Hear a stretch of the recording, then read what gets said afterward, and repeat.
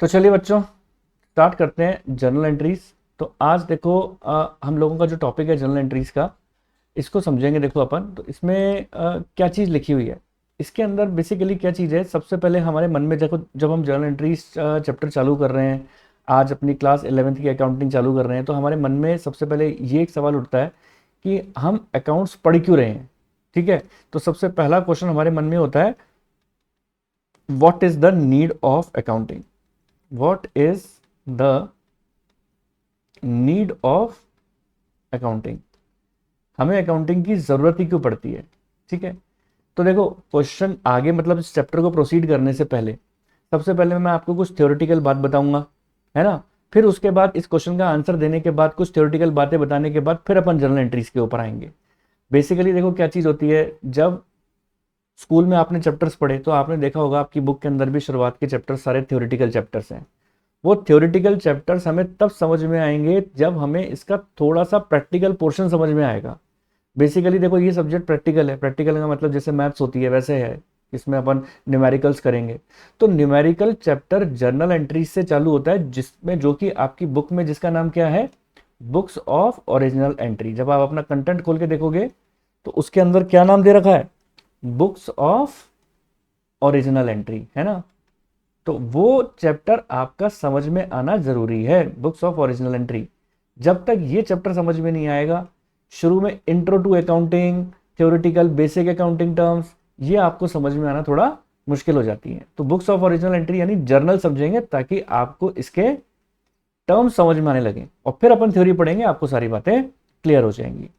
तो चलिए, तो सबसे पहला मेरा जो सवाल है इसके ऊपर है कि अगर चैप्टर को प्रोसीड करें तो सबसे पहला मेरा सवाल है, what is the need for accounting, हमें अकाउंटिंग की जरूरत क्यों पड़ी।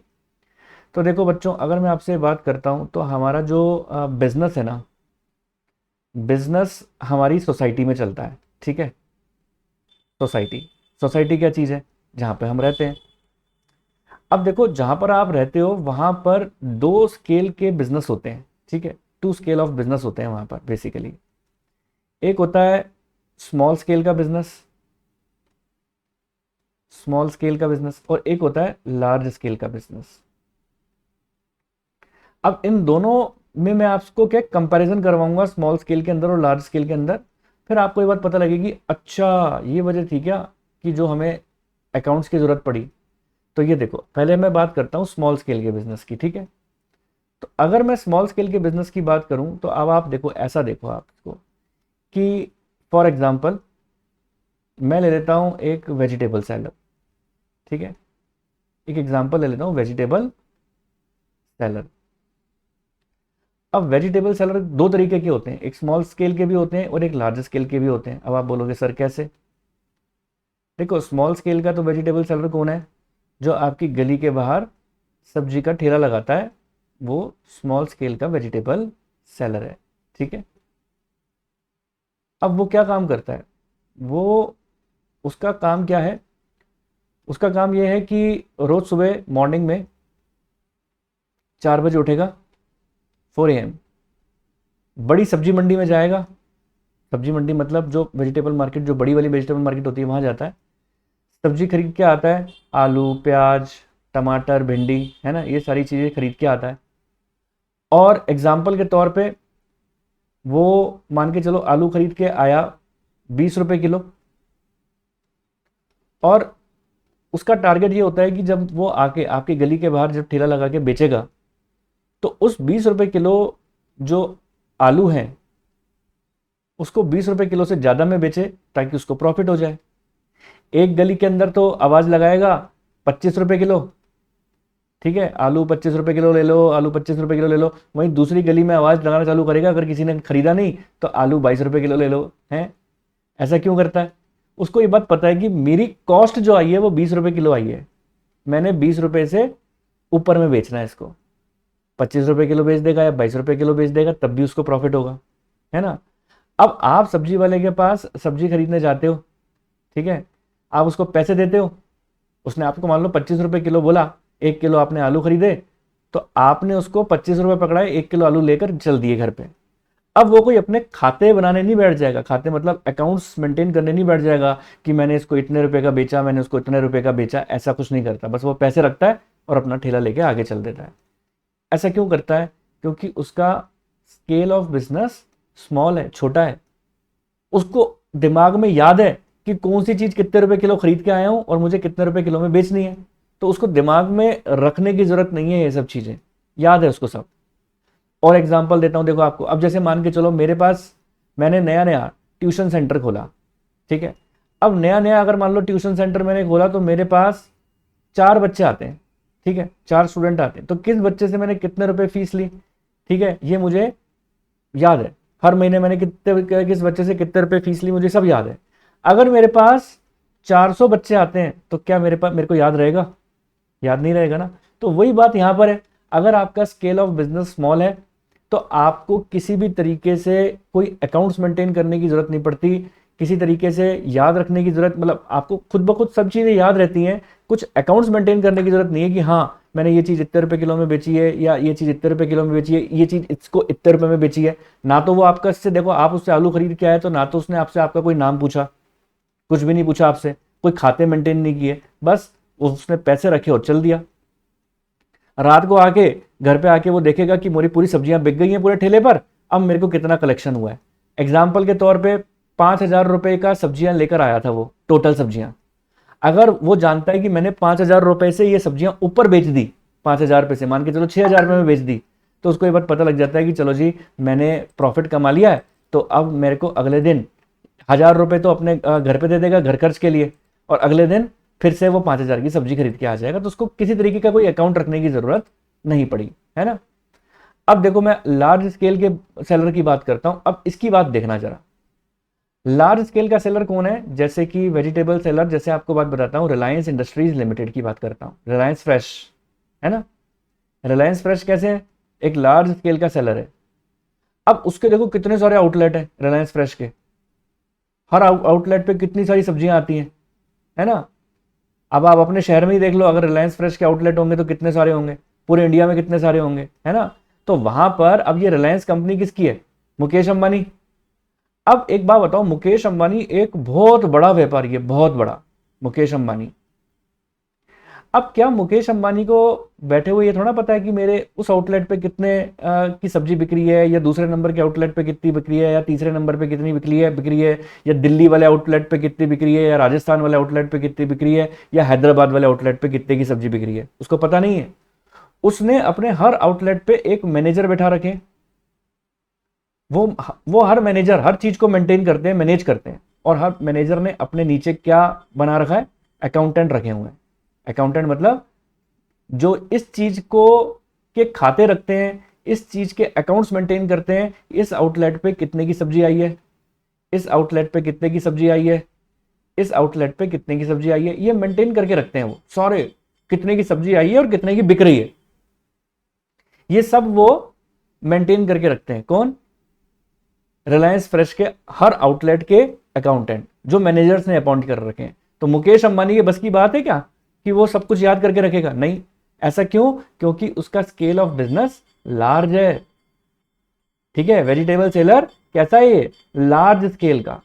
जब आपका बिजनेस का स्केल बढ़ जाता है ना, तो आपको सारी चीजें दिमाग में रखना मुश्किल हो जाती हैं। बात वही आ गई ना, अगर आपके पास 400 स्टूडेंट हैं तो आप क्या याद रख पाओगे क्या कि मैंने किस स्टूडेंट से कितनी फीस ली है? मैं नहीं याद रख पाऊंगा ना। तो ऐसे केस के अंदर मुझे क्या काम करना पड़ेगा? मुझे अपने अकाउंट्स मेंटेन करने पड़ेंगे। किस बात से, किससे कितने पैसे लिए, किसको कितने पैसे दिए, ये सब चीजें हमें क्या करनी पड़ेंगी? अकाउंट्स में मेंटेन करनी पड़ेंगी, ठीक है। तो बस ये जरूरत थी हमें अकाउंटिंग की। हमारा बिजनेस के स्केल के ऊपर डिपेंड करता है। अभी देखो हमारा जो सोसाइटी है ना, कॉम्प्लेक्स होता चला जा रहा है, बहुत कुछ लेन देन होते हैं हमारे। अब वो सारी बातें हम अपने दिमाग में मेंटेन करके तो नहीं रख सकते ना, रिटेन करके तो नहीं रख सकते ना। तो उसके लिए हमें क्या काम करना पड़ता है? अपने अकाउंट्स मेंटेन करने पड़ते हैं। और वो अकाउंट एक ऐसी भाषा है जिसको मैं आपको सिखाऊंगा, और उस भाषा के अंदर उन चीजों को आप रिकॉर्ड कर लोगे कि किन से कितने पैसे लेने हैं, किसको कितने पैसे देने हैं। और फिर जब फ्यूचर में जरूरत पड़ेगी तो हमको झट से वो रिकॉर्ड देखकर पता लग जाएगा कि मैंने किससे कितने पैसे लिए और किसको कितने पैसे दिए, क्योंकि हम माइंड में नहीं रख सकते। तो एक ऐसी भाषा, कुछ रूल्स रेगुलेशन के तहत मैंने आपको सिखानी है। जैसे देखो, मैंने ये थोड़े से डायग्राम बना के और बातों को आपको समझाया ना, तो बस मैंने ये अकाउंटिंग भी आपको ऐसी डायग्राम बना बना के ही सिखानी है। अब देखो, बेसिकली मैं आपको बात बताता हूं कि देखो, किसी भी चीज को सीखने की कोई स्टेजेस होती हैं। अब एग्जाम्पल के तौर पे मैं बात बताऊं कि मान के चलो, अगर मैं आपसे पूछता हूं कि आप कहाँ रहते हैं, ठीक है, मेरा स्टूडेंट से मैंने बोला कि भाई आप कहाँ रहते हैं, ठीक है, तो आप मुझे अपने तक पहुंचने के लिए क्या बोलते हो कि सर देखो मैं इंडिया में रहता हूं, है ना, मैं इंडिया के अंदर फॉर एग्जाम्पल राजस्थान में रहता हूँ, ठीक है। अब राजस्थान के अंदर मैंने पूछा कहाँ रहते हो, तो आप बोलोगे सर मैं राजस्थान में जयपुर में रहता हूँ। अब जयपुर में कोई ना कोई आपकी जो है कोई ना कोई आपका एरिया होगा, उस एरिया का नाम बताओगे और अपना प्लॉट नंबर बताओगे, है ना। एक एग्जाम्पल दिया मैंने। अब वही बात होती है ना, आप तक पहुंचने के लिए मैंने एक प्रोसीजर को फॉलो किया।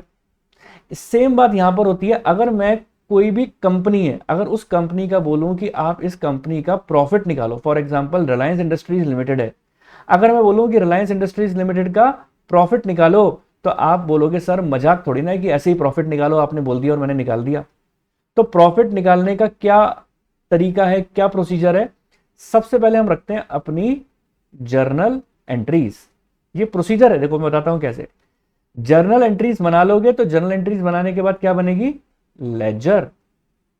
जब लेजर बना लेंगे तो लेजर के बाद क्या बनेगी? Trial balance. ठीक बात है।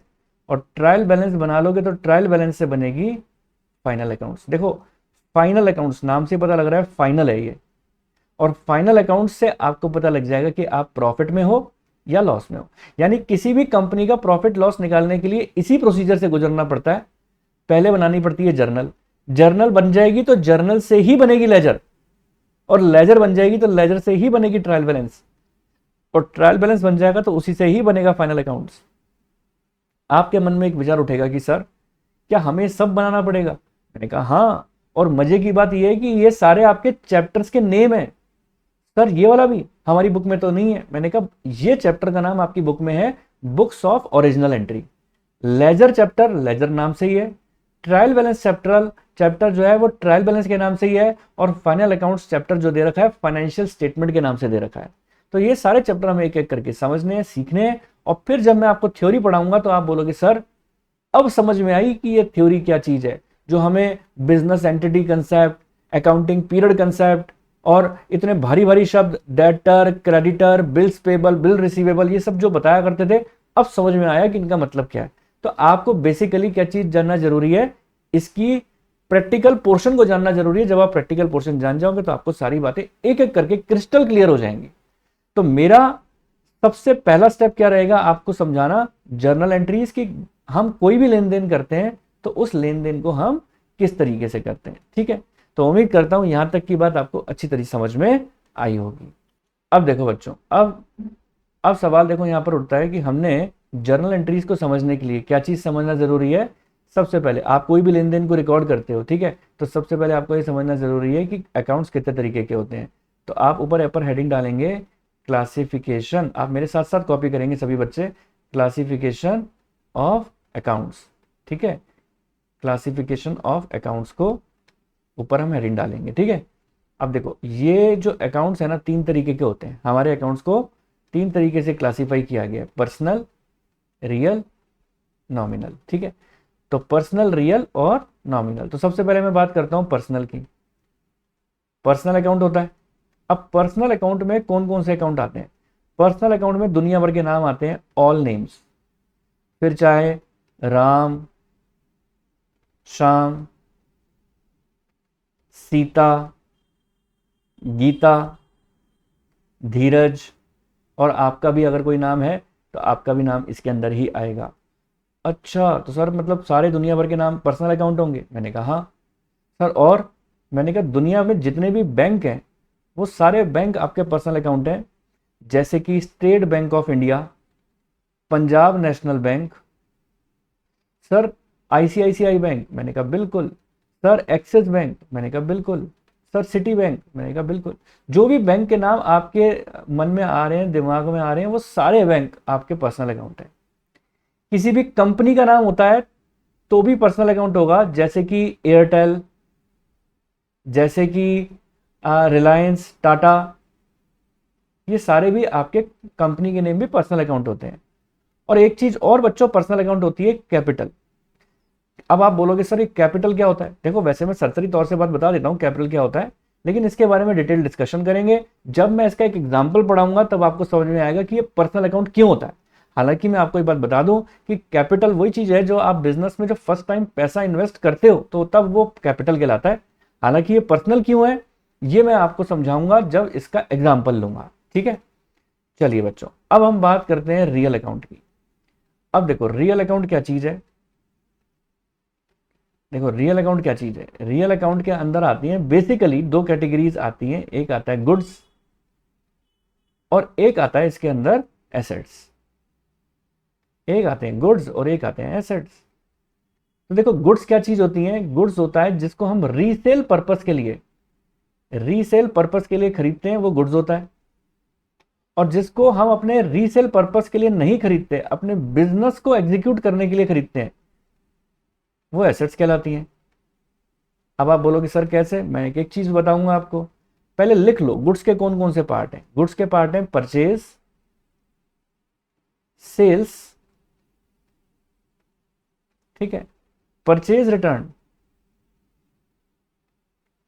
परचेज रिटर्न और डी सेल्स रिटर्न। यानी आपने गुड्स को परचेज किया, आपने गुड्स को सेल किया, आपको आपने गुड्स परचेज किया परंतु पसंद नहीं आया, आपने रिटर्न कर दिया, वो भी गुड्स का ही पार्ट है। आपने किसी को बेचा, उसको पसंद नहीं आया, उसने रिटर्न कर दिया, वो भी गुड्स का ही पार्ट है। अब एसेट्स क्या होती हैं? जो हम खरीदते हैं परंतु रीसेल पर्पस के लिए नहीं। जैसे मान लो आपने अपने बिजनेस के अंदर कोई मशीन खरीदी, आपने कोई बिल्डिंग खरीदी,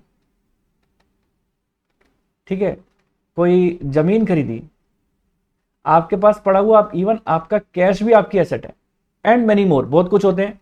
वो तो जैसे जैसे क्वेश्चन आएगा आप उसका नेचर देखकर समझ लेंगे कि क्या एसेट्स हैं क्या गुड्स हैं, है ना। हालांकि एक छोटा सा एग्जांपल मैं आपको और दे देता हूं, डायग्राम से समझाने की कोशिश करता हूं कि ये एसेट्स क्या है, गुड्स क्या है। देखो गुड्स क्या चीज होती है, गुड्स होती है रीसेल पर्पस के लिए और एसेट रीसेल पर्पस के लिए नहीं होती। अगर देखो मैं इसको एग्जांपल लेके बात समझाऊं तो एसेट्स का एग्जांपल देता हूं। मैंने बताया एसेट्स नॉट फॉर रीसेल। क्या बताया? Assets not for resale. इसको समझने के लिए देखो, इसका नेचर समझने के लिए हम एक एग्जांपल लेते हैं। एग्जांपल देखो ये है कि जैसे कि मान के चलिए ये है आपका घर, ठीक है, आपके घर के बाहर से ये रोड गुजर रही है, ठीक है, और आपके घर के बाहर से मैं गुजर रहा था, और गुजरते गुजरते गुजरते गुजरते मैंने देखा कि हैं ये तो मेरे स्टूडेंट का घर है, मिस्टर स्टूडेंट। और मैंने आपके घर के बाहर घंटी बजाई, आप बाहर आए, मैंने घंटी बजाई, टिंग टोंग, आपने बोला सर आप, मैंने कहा हाँ बेटा मैंने आपके घर के बाहर ये एक कार खड़ी हुई देखी है, BMW, इतनी लग्जरी कार है बेटा, मेरे को खुशी मिली देखकर। तो मैंने सोचा कि क्यों ना मैं आपसे पूछ लूं कि क्या ये आप ही ने खरीदी है?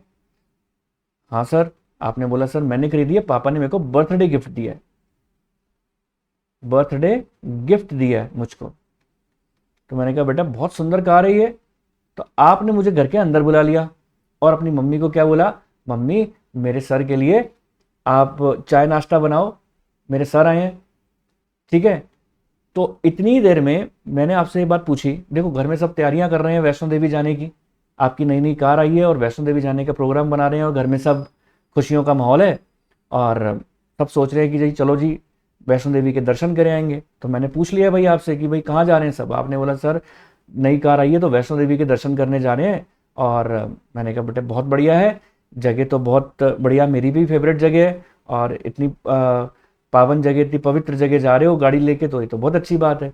तो घर में जब खुशियों का माहौल था, छोटा भाई भी पैकिंग कर रहा है, मम्मी भी पैकिंग कर रही हैं, तो मैंने आपसे इतनी देर में पूछ लिया कि सुनो बच्चे सुनो, अपनी कार बेचोगे? तो वहीं पर ही आपको क्या होगा, गुस्सा आएगा मेरी बात सुन के। गुस्सा क्यों आएगा आपको? आपको लगेगा कि सर मेरे घर में सब वैष्णो देवी जाने का प्रोग्राम बना रहे हैं, मेरी न्यू कार आई है और आप मेरे से बात पूछते हो कि कार बेचोगे। आप अपशगुनी की बातें करते हो सर। मम्मी मेरे सर के लिए कुछ भी नाश्ता पानी बनाने की जरूरत नहीं है, आप मेरी बेइज्जती करोगे, बेइज्जती करके मेरे को घर से बाहर निकाल दोगे। तो ऑब्वियस सी बात है मैं भी सख्ते में आ जाऊंगा, अरे यार ये क्या चीज़ थी। और ऑब्वियस सी बात है, देखो आपका गुस्सा आना एक जायज़ सी बात है। क्यों? क्योंकि पापा ने जो कार आपको गिफ्ट किया है कोई रीसेल पर्पस के लिए थोड़ी ना किया है। तो जब कोई भी एसेट हम खरीदते हैं जिसके पीछे हमारा इंटेंशन उसको बेचना नहीं होता, तो फिर वो आपकी क्या कहलाती है? आपकी एसेट्स कहलाती है। अगर यही मैं एग्जांपल आपको गुड्स का दूं, तो अब गुड्स के रिगार्डिंग देखो क्या होगा। गुड्स पर्पस क्या होता है? रीसेल का होता है। अब आप कभी भी कंफ्यूज हो तो आप इस एग्जांपल को समझना, सोचना, तो अपने आप आपका सारा फंडामेंटल क्लियर हो जाएगा कि ये गुड्स है कि ये एसेट्स है। अब आप देखो कि कल को मान लो ये है आपका घर, सेम एग्जांपल लूंगा लेकिन सिचुएशन थोड़ी बदल जाएगी। कैसे? आपके घर के बाहर मैं गुजर रहा था और गुजरते गुजरते गुजरते गुजरते मैंने देखा कि अच्छा मिस्टर स्टूडेंट का घर। तो आपके घर के बाहर घंटी बजाई, आप बाहर आए, हैं सर आप? मैंने कहा हाँ। सेम कहानी रिपीट। तो मैंने कहा बच्चा आपके उस दिन तो आपके घर के बाहर एक कार थी, आज तो आपके घर में 5-5 कारें खड़ी हुई हैं। ठीक है? तो अब मैं भी इतना मतलब हैरान हुआ कि भाई 5-5 कारें, कि 5-5 कारें पापा ने गिफ्ट की हैं क्या? तो आपने बोला नहीं सर, 5 कारें पापा ने गिफ्ट नहीं की, मेरे पापा ने नया शोरूम खोला है, शोरूम। ये सारी BMW अब उस शोरूम पे जा रही हैं। मैंने कहा अच्छा, ये तो बहुत बढ़िया बात है बच्चे। तो सर बस आज शाम को आई है, कल सुबह जा रही हैं। और मैंने आपको क्या बात बोली? मैंने आपको बोली बेटा देखो ये आपकी 2 कारें जो है ना, ये मुझे बहुत पसंद आ रही हैं, ये वाली 2 कारें। ये कितने की हैं? आपने अपने पापा से पूछ के मुझे अमाउंट बताया, और मैंने चेकबुक निकाली अपनी जेब से, चेकबुक निकाली और उस पर अमाउंट भरा और आपको दे दिया चेक, और बोला कि ये 2 कारें जो है ना, ये मेरे घर भिजवा देना, है ना। तो इतनी देर में मैं ये बोल के चल दिया, अभी तो मैं गली के नुक्कड़ पे भी नहीं पहुंचा था कि आप तो डांस करना चालू हो गए। अरे वाह चलो बहुत बढ़िया है, कारें बिक गई, कारें बिक गई, है ना। और मुझे आवाज लगा कि आपने बोला सर नाश्ता पानी तो कर जाते। लेकिन मैंने बोला नहीं बेटे, नाश्ता पानी फिर कभी, लेकिन पहले तो आपने मेरी बेइज्जती करके बाहर निकाल दिया, और अब मेरे को डांस कर रहे हो और साथ में ये और कह रहे हो कि नाश्ता पानी कर जाते। ऐसा इतना खुश क्यों हुए? वो खुश होने के पीछे कारण यही है क्योंकि पापा ने जो गाड़ियां खरीदी हैं उनका पर्पस क्या है? For resale. लेकिन पहले क्या था? Not for resale. अब रीसेल पर्पस के लिए खरीदा है, यानी खरीदने के पीछे इंटेंशन उसको बेचना है। खरीदने के पीछे अगर उसको इंटेंशन बेचना है तो ऐसे केस के अंदर वो आपकी क्या बन जाएगी? ऐसे केस के अंदर वो आपकी गुड्स बन जाएगी, अगर इंटेंशन रीसेल है तो उम्मीद करता हूं आपको एसेट्स और गुड्स के बीच में डिफरेंस समझ में आया होगा। तो चलिए बच्चों, अब देखो ये बात हमें समझ में आ चुकी है, एसेट्स और गुड्स का डिफरेंस, है ना। तो हमें बात क्लियर हो गई पर्सनल अकाउंट किसे कहते हैं और हम रियल अकाउंट किसे कहते हैं। अब हम बढ़ेंगे किसके ऊपर? अब हम बढ़ेंगे अपने नॉमिनल अकाउंट की तरफ। तो देखो बच्चों ध्यान रखना जरूरी है, नॉमिनल अकाउंट के अंदर जितने भी एक्सपेंस हैं, जितनी भी इनकम्स हैं, वो सारी आती हैं। अब अगर आप मुझे बोलो कि सर जितने भी एक्सपेंस है सबकी लिस्ट लिख दो, जितनी भी इनकम है सबकी लिस्ट लिख दो, तो जितने भी दुनिया भर के एक्सपेंस हैं उनकी सबकी लिस्ट लिखना मुश्किल है। जितने भी इनकम्स हैं उनकी सारी सबकी लिस्ट लिखना बहुत मुश्किल है। आप जब क्वेश्चन कराऊंगा आपको तो आप सिर्फ इतनी सी बात पहचानेंगे कि क्या कोई पर्टिकुलर अकाउंट पर्सनल है। अगर वो नहीं है तो चेक करो क्या वो रियल है, नहीं है तो फिर वो नॉमिनल होगा। एग्जाम्पल के तौर पे कुछ एक आध बताऊं तो जैसे सैलरी, सैलरी किसी का नाम नहीं है, पर्सनल नहीं है, रियल की लिस्ट में भी नहीं है, तो नॉमिनल है। ठीक है। अब देखो, अब इसके अंदर सैलरी हो गई, कोई भी मतलब आप अगर आप एक्सपेंस की बात करो तो वो सारे एक्सपेंस इसके अंदर आ जाएंगे। ठीक है, जैसे सैलरी हो गई और आपके क्या कहते हैं वेजेस हो गई, है ना। और अगर इनकम की बात करें तो इंटरेस्ट की इनकम हो गई, कमीशन हो गया, और भी भाई कई सारी लिस्ट होती हैं इसकी। जब अपन क्वेश्चन करेंगे तो क्वेश्चन से आपको और सारी लिस्ट क्लियर हो जाएंगी। तो अभी हम सबसे पहले किस चीज़ की बात करने जा रहे हैं? अभी हम सबसे पहले बात करने जा रहे हैं पर्सनल अकाउंट के नियम की, रियल अकाउंट के नियम की और नॉमिनल अकाउंट के नियम की। ठीक है, पर्सनल, रियल और नॉमिनल अकाउंट के नियम को देखेंगे। चलिए तो देखो, तो मैं नियम लिखना स्टार्ट करता हूँ, फिर कुछ क्वेश्चंस कराऊंगा, आपको बातें मेरी समझ में आ जाएंगी, है ना। तो चलो पर्सनल अकाउंट का नियम लिखते हैं। पहले मैं पर्सनल अकाउंट का नियम लिखूं तो आपसे भी अगर वहाँ पे पूछा जाएगा एग्जाम में तो आप पर्सनल अकाउंट का नियम क्या बताएंगे? पर्सनल अकाउंट में आप जानते हो कोई ना कोई पर्सन है, तो कोई भी पर्सन या तो पाने वाला हो सकता है या देने वाला हो सकता है, तो आप क्या बोलोगे, डेबिट द रिसीवर। यानी दो पहलू होते हैं, जैसे होता है ना हेड और टेल, जैसे होता है दिन रात प्लस माइनस, ऐसे डेबिट क्रेडिट दो पहलू हैं। तो एक अकाउंट को आपको डेबिट करना होता है, एक अकाउंट को आपको क्रेडिट करना होता है। ये क्वेश्चन के थ्रू मैं आपको और क्लियर कर दूंगा। Debit the receiver, debit the receiver, और बी, ठीक है, बी हो जाएगा credit the giver, credit the giver. यानी अगर मैं हिंदी में इसका मतलब लिखूं तो हिंदी में मतलब है पाने वाला व्यक्ति, पाने वाला कोई भी पर्सन अगर कुछ पा रहा है तो पाने वाला व्यक्ति हो जाएगा डेबिट। कोई भी पर्सन अगर किसी भी चीज को कुछ पाता है, पैसे पा सकता है, गुड्स पा सकता है, एसेट्स पा सकता है, कुछ भी पाता है, अगर कोई भी पर्सन पाने वाला व्यक्ति है तो उसको आप डेबिट कर दो, है ना। और अगर देने वाला व्यक्ति है, कोई भी पर्सन अगर कुछ दे रहा है, देने वाला अगर कोई भी पर्सन व्यक्ति है, ऐसा कोई भी व्यक्ति है, तो देने वाले को क्या कर दोगे, क्रेडिट कर देंगे, है ना। हालांकि अप्लाई कैसे करना है वो भी आपको बात समझ में आएगी जब मैं क्वेश्चन कराऊंगा, है ना। अभी आप देखो, अगर मैं बात करता हूं अब हम बात करेंगे रियल अकाउंट की। तो देखो रियल अकाउंट का क्या नियम है, तो रियल अकाउंट का नियम लिखो, रियल अकाउंट, रियल अकाउंट का नियम है, यहां पर लिखेंगे व्हाट कम्स इन डेबिट। देखो यहां कोई पर्सन नहीं है, यहां कोई वस्तु होगी, तो इसलिए debit the receiver credit the giver wording use नहीं कर सकते। हम लिखेंगे व्हाट कम्स इन डेबिट, यानी आने वाली वस्तु को डेबिट करना है। व्हाट कम्स इन डेबिट, आने वाली वस्तु डेबिट, ठीक है, कोई भी ऐसी वस्तु जो आ रही है तो वो डेबिट।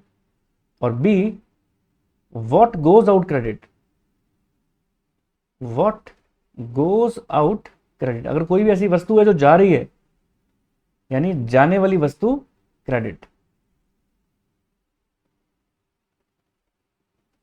कोई भी ऐसी वस्तु जो जा रही है तो उसको हम क्रेडिट कर देंगे, है ना। अब आती है बात पर्सनल रियल। अब नॉमिनल की बारे में बात करें तो नॉमिनल अकाउंट का नियम क्या कहलाता है। नॉमिनल अकाउंट का नियम थोड़ा इनसे उल्टा है। देखो ऊपर वाले दोनों नियमों के अंदर हम क्या काम कर रहे थे, चाहे वो पर्सन फिर पाने वाला हो तब भी डेबिट कर रहे हैं, अगर कोई चीज आने वाली हो तब भी हम डेबिट कर रहे हैं, है ना। आ रहा है या पा रहा है तो डेबिट, जा रहा है या दे रहे हैं तो क्रेडिट। लेकिन यहां पर थोड़ा नेचर उल्टा है। कैसे है, all expenses and losses are debited, यानी जितने भी खर्चे हैं वो डेबिट हो जाएंगे, सभी खर्चे डेबिट करेंगे, ठीक है। और B point, all incomes and gains are credited, यानी सभी फायदे क्रेडिट करेंगे, incomes and gains are credited. तो क्या लिखोगे, सभी फायदा क्रेडिट। तो ठीक है जी, अभी तक देखो अपन ने क्या चीजें पढ़ी। मैंने अभी तक देखो आपको ये बात बताई, अकाउंटिंग क्यों रखते हैं, ये बात पढ़ी अपन ने। ये इसका मैंने प्रोसीजर बताया कि भाई हमारे अकाउंट्स के अंदर किस तरीके से स्टेप्स चलेंगे, पहले क्या सीखेंगे, फिर क्या सीखेंगे, फिर क्या सीखेंगे, है ना। फिर आपने क्या चीज देखी, फिर अपन ने ये चीज देखी, अब देखो इसके अंदर क्या कहते हैं, स्टेप सीख लिए। फिर उसके बाद अपन ने क्या चीज सीखी, क्लासिफिकेशन ऑफ अकाउंट सीखा कि अकाउंट्स तीन तरीके के होते हैं, पर्सनल, रियल, नॉमिनल, और उसकी पहचान सीखी। और उसके बाद मैंने आपको एसेट्स गुड्स के बारे में डिफरेंस बताया और पर्सनल, रियल, नॉमिनल के नियम बताए। तो ये थे अब तक के सारे पॉइंट्स। उम्मीद करता हूं आपको अच्छे तरह समझ में आए होंगे।